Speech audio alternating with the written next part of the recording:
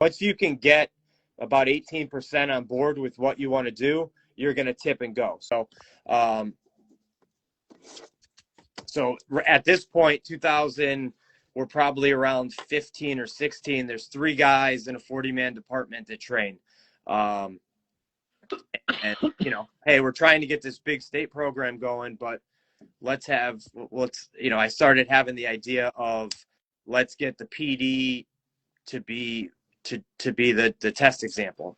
And then I started taking a lot of how to change culture from Matt Larson, who was in the Army. He teaches now combatives over at West Point Military Academy. And, a lot of his stuff that he talked about with changing culture and how they, went from having, a not great combatives program to what they have today was not the moves and the techniques so much as trying to build a culture, right? Well, it's the same at the police department, right?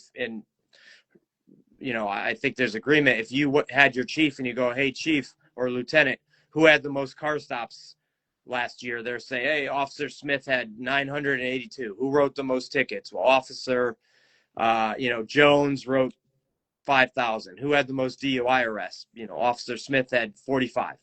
But then you're like, who's the best shot? Who trains all the time? They're like, maybe they know, but they, not in that order, or the answer is none of them, right? So there was this need for us to change the culture at the PD, go back in the locker room and change. So we have these 2 shot callers, and my plan, and this is again from Matt Larson, is I got to get these 2 guys on board to train.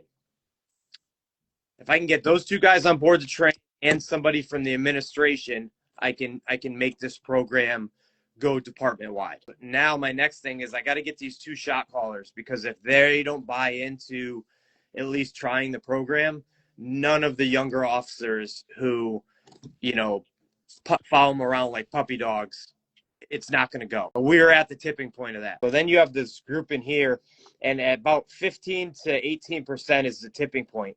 Once you can get about 18% on board with what you want to do, you're going to tip and go. But, it's those 2 things: is getting your buy-in from your shot callers in patrol, and then having an administrator. If you have one or the other, it's not going to work. If the admin wants you to do it, but the shot callers don't, then it's something stupid that up front wants. If you have everyone in the back that wants to do it, but the admin's not on board, it's never going to happen, right?